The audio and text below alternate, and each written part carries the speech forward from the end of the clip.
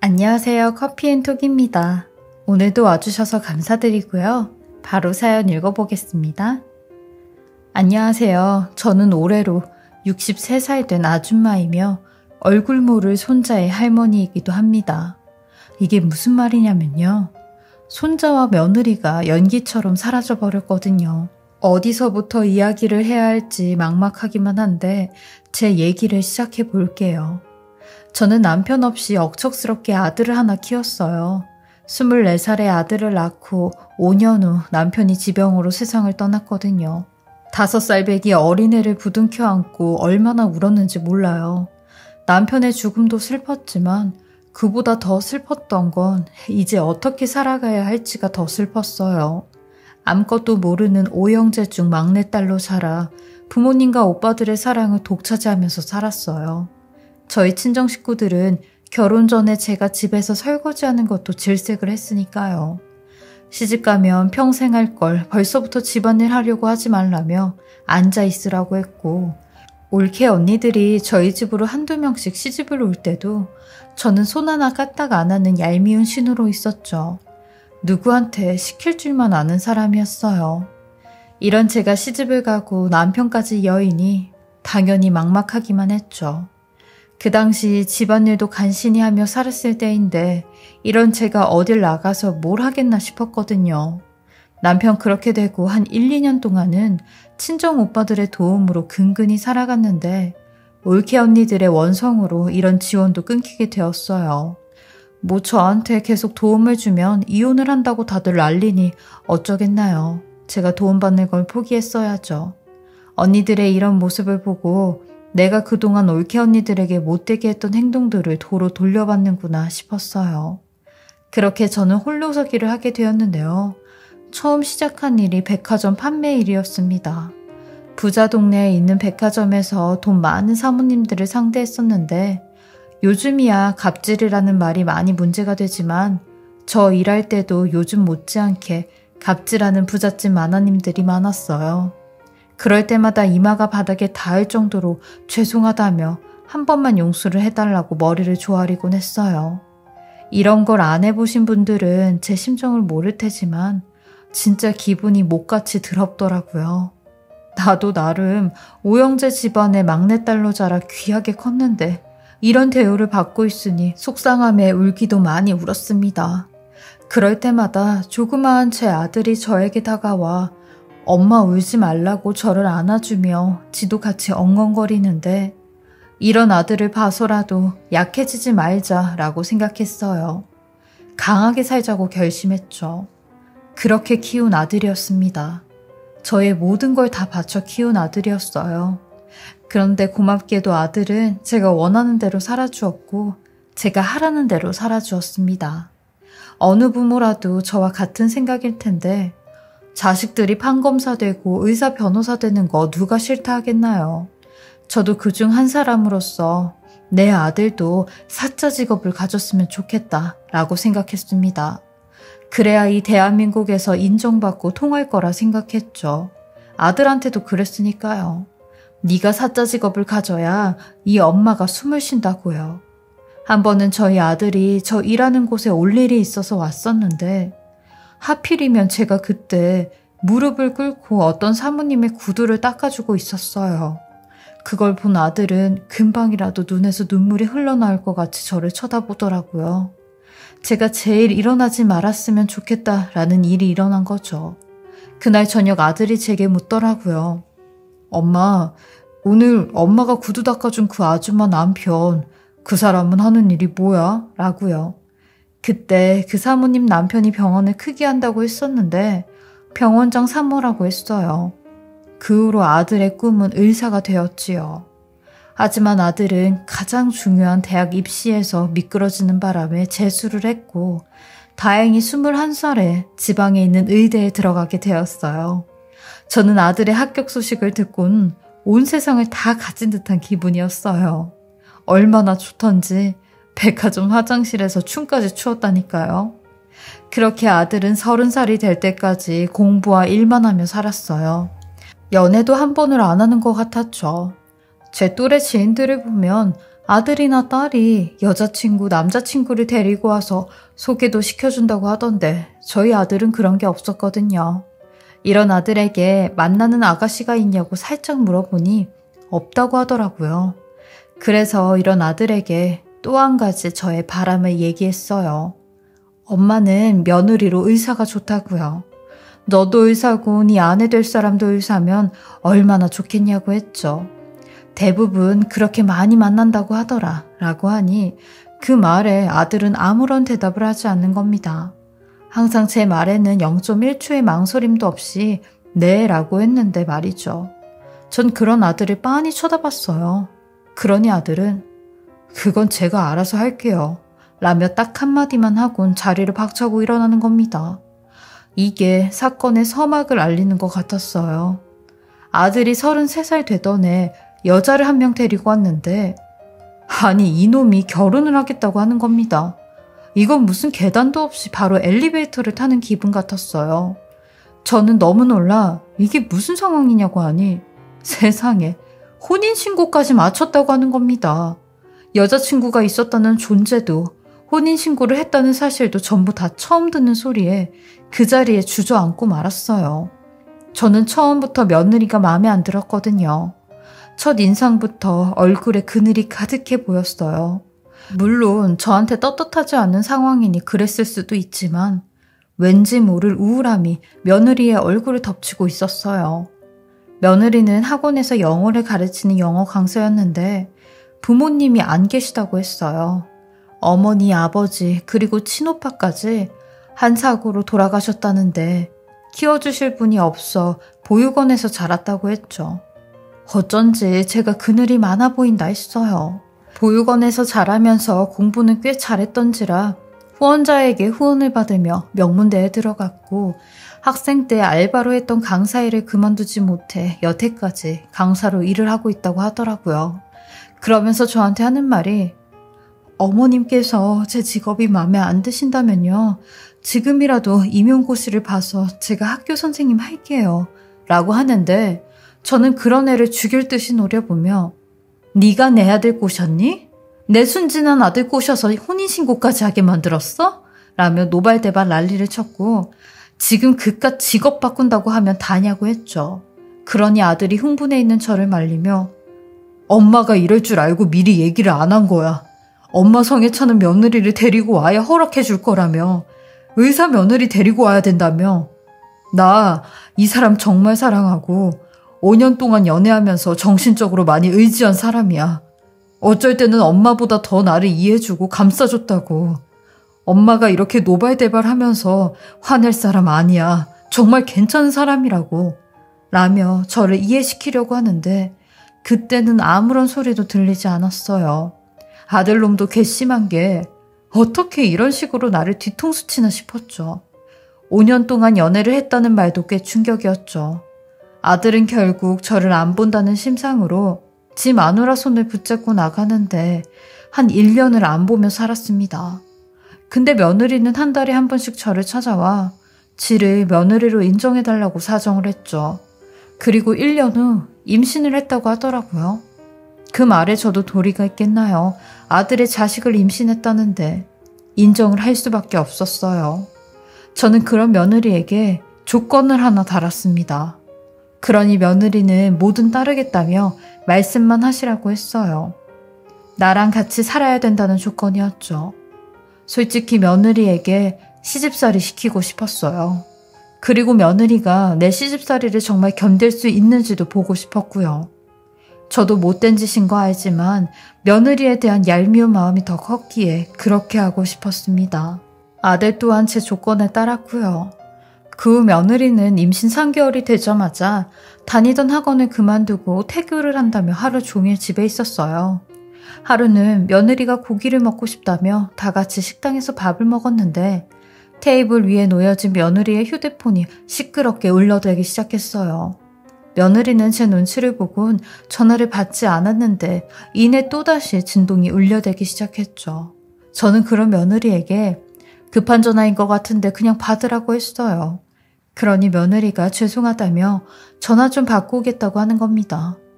근데 통화를 하러 간 지 한 20분 정도가 지났는데도 오지를 않는 겁니다.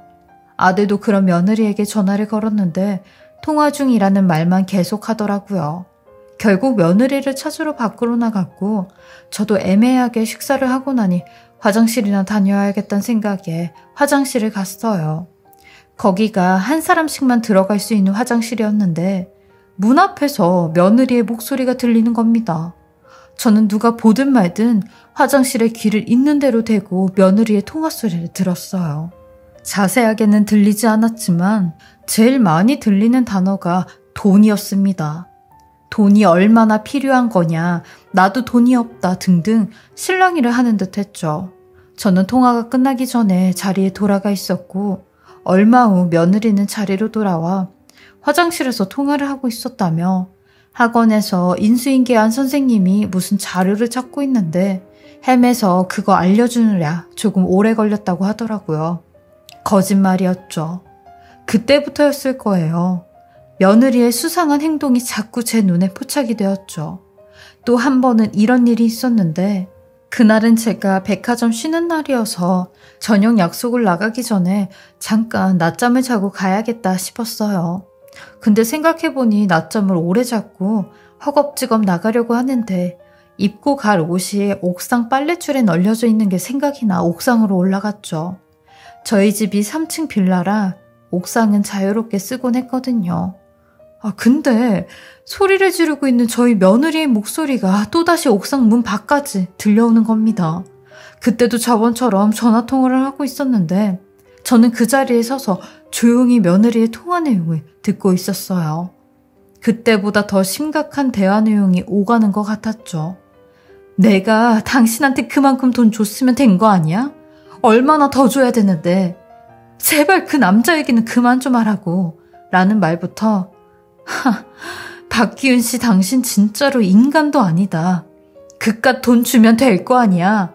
내 남편이 의사인 게 당신이랑 뭔 상관인데 저번처럼 그 역에서 만나 그럼 이라는 말까지 온통 돈 얘기랑 남자 얘기밖에 없었죠. 심지어 지금 통화를 하는 사람까지 남자인 것 같았으니까요.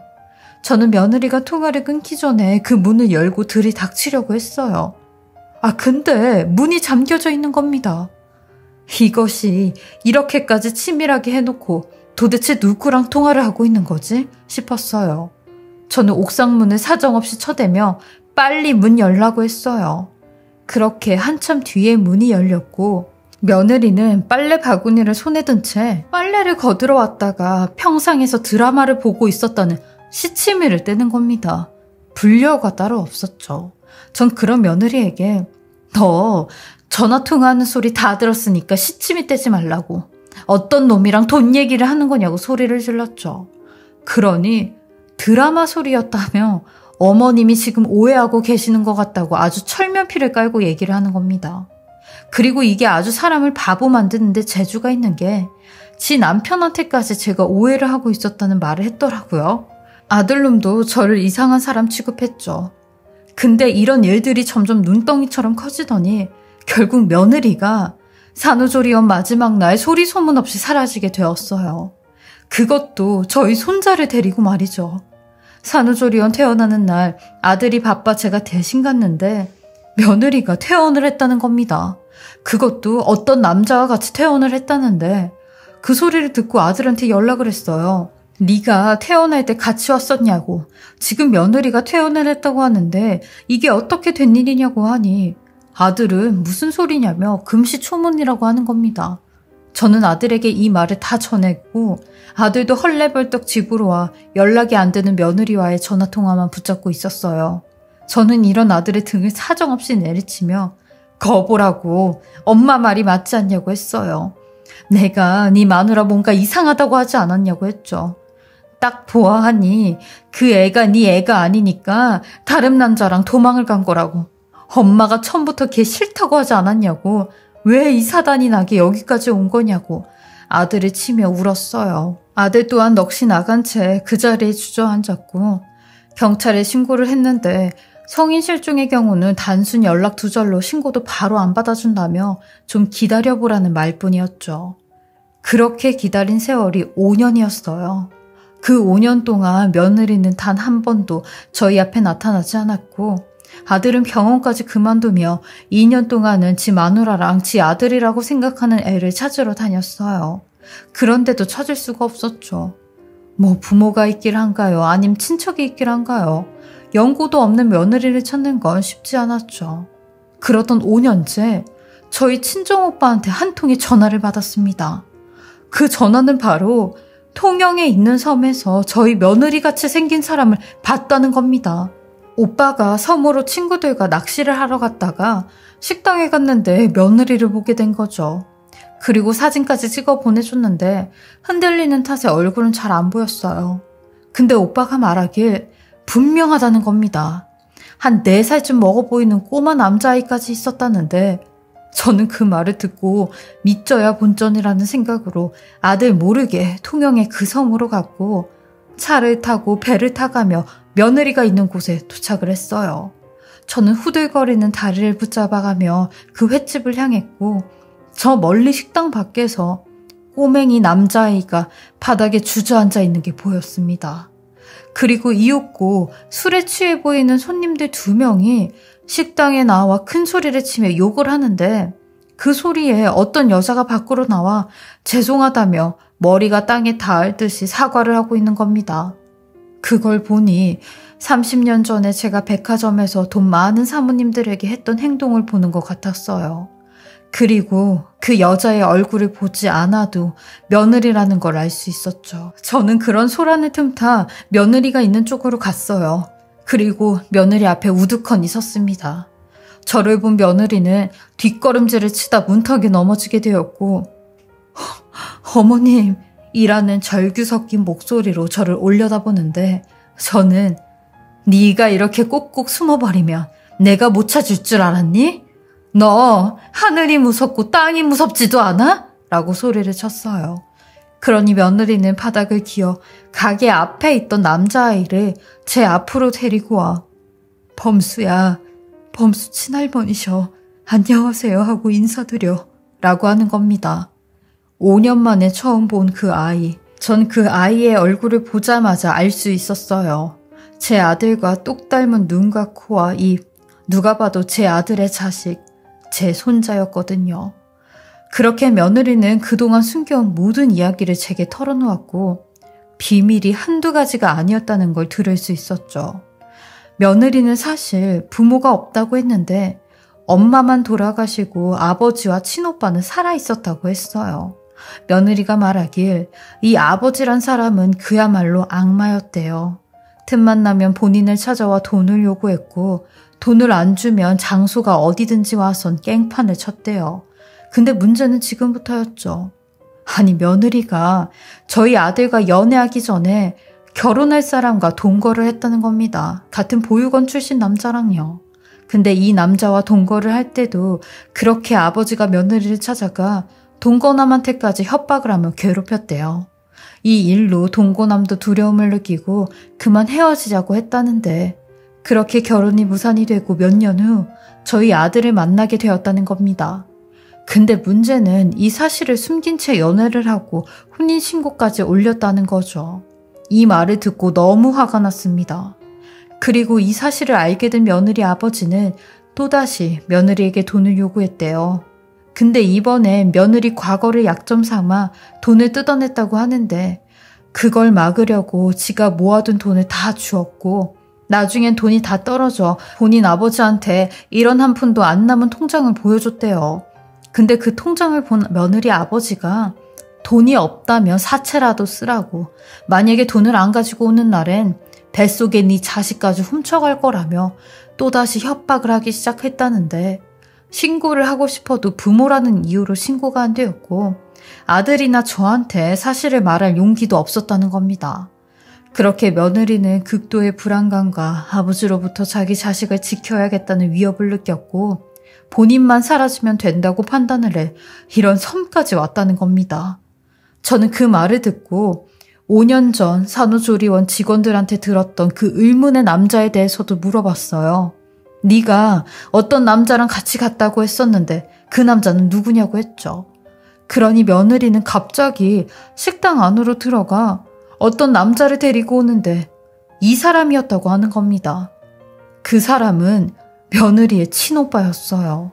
친오빠도 이런 아버지를 피해 성까지 왔고 본인에게만 연락처를 주며 간간히 연락을 했었다는데 도움을 청할 사람은 오빠밖에 없었다고 하는 겁니다.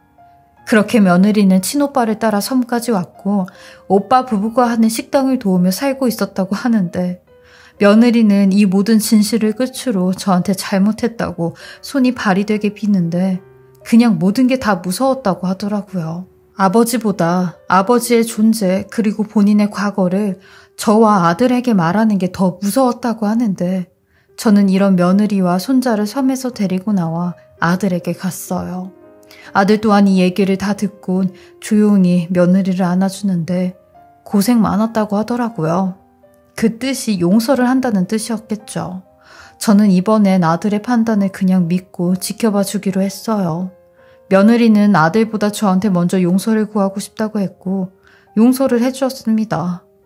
부모를 잘못 만난 게 며느리 탓은 아니라고 생각을 했고 과거야 과거일 뿐이니 어쩌겠나 싶었어요. 그 이후 또 귀신같이 며느리를 찾아온 며느리 아버지는 저희 아들의 경찰 신고 얘기로 2번 다시 나타나진 않았어요. 솔직히 말로는 며느리를 용서했다고 하지만 마음으로는 용서가 다 안 된 것 같아요. 이런 제 마음을 아는 듯 며느리는 저한테 진심을 다해 거짓 없이 하긴 해요. 그리고 학원도 다시 나가 강사 일을 하면서 돈도 벌고 저한테 용돈도 주고 있죠. 저는 다니던 백화점을 그만두고 현재는 손자를 보고 있습니다. 손자 재롱만 보면 힘들고 우울한 기분이 싹 가시긴 해요. 저도 빨리 며느리에 대한 마음의 문을 열어야 할 텐데 아직은 저도 잘 모르겠고 그냥 시간이 잘 해결해 주길 바랄 뿐입니다. 저의 기막히고 기가 찬 이야기 들어주셔서 감사하고요. 다들 가정에 평안이 가득하시고 행복하시길 바랍니다. 아무 일도 없는 가정이 가장 부러운 요즘이네요. 지금까지 커피앤톡이었습니다. 오늘도 제 채널을 봐주셔서 감사합니다. 저는 다음 영상으로 또 찾아뵙겠습니다.